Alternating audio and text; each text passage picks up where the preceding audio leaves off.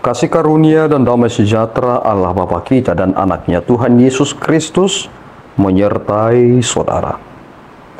Amin. Shalom saudaraku yang terkasih, di dalam nama Tuhan Yesus Kristus sedang bisa menyapa saudara di tempat saudara berada hari ini, dalam dimensi yang berbeda tetapi dalam dunia yang sama. Sebagai insan yang diciptakan untuk Tuhan, sebelum melakukan rangkaian aktivitas kita pada hari ini, marilah kita mengawalinya dengan memuliakan Tuhan lewat pujian kita dan mendengarkan firman Tuhan.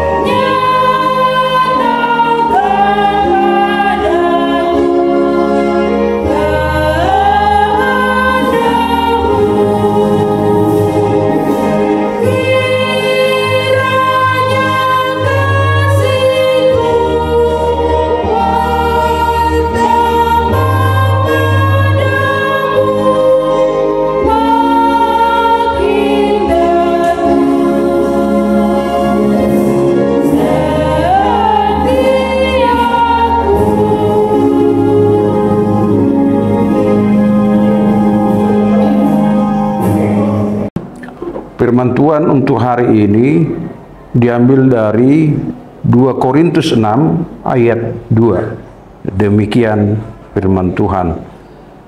Sebab Allah berfirman, pada waktu aku berkenan, aku akan mendengarkan engkau, dan pada hari aku menyelamatkan, aku akan menolong engkau. Sesungguhnya waktu ini adalah waktu perkenan itu. Sesungguhnya hari ini adalah hari penyelamatan itu. Demikian firman Tuhan. Saudaraku yang terkasih di dalam nama Tuhan Yesus Kristus, pemahaman yang sedang ingin Rasul Paulus bangun kepada jemaat Korintus adalah mereka jangan sampai menyia-nyiakan waktu yang merupakan bagian dari belas kasihan Allah.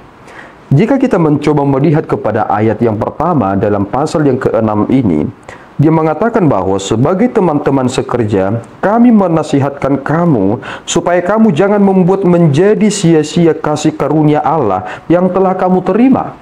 Dari sini kita semakin menyadari satu hal, bahwa kasih karunia yang Tuhan berikan kepada kita adalah sekarang.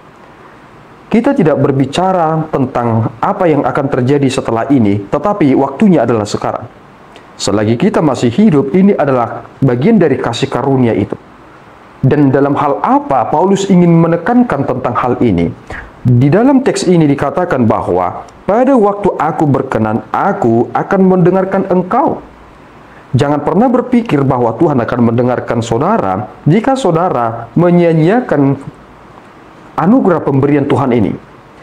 Yesus Kristus telah diberikan bagi kita, dan ini adalah bagian dari perkenanan Allah.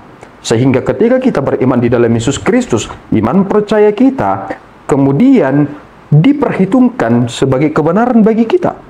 Dan inilah perkenanannya, bahwa Tuhan menerima kita di dalam Yesus Kristus. Jika waktu ini akan segera dan waktu selesai, dan kita mendapati Yesus Kristus datang di dunia ini, maka waktunya telah selesai. Waktu yang Tuhan berikan kepada kita sebenarnya luar biasa panjangnya. Tetapi terkadang kita menyadari, kita memang meskipun telah diberikan waktu yang lumayan panjang dan longgar, kita sering sekali menyia-nyiakan waktu itu.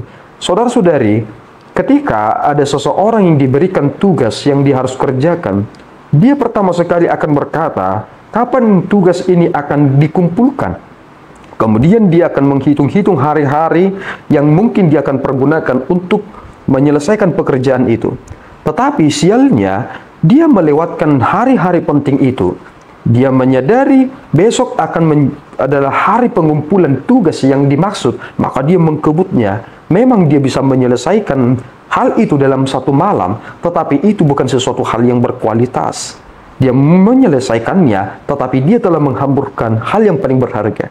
Jika kita mencoba memperhatikan dari masalah waktu yang dipergunakannya, dia menyia-nyiakan hal yang paling berharga.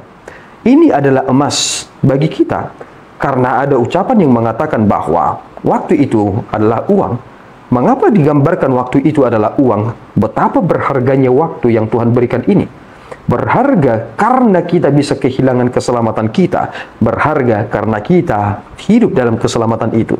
Paulus menekankan ini kepada jemaat yang ada di Korintus.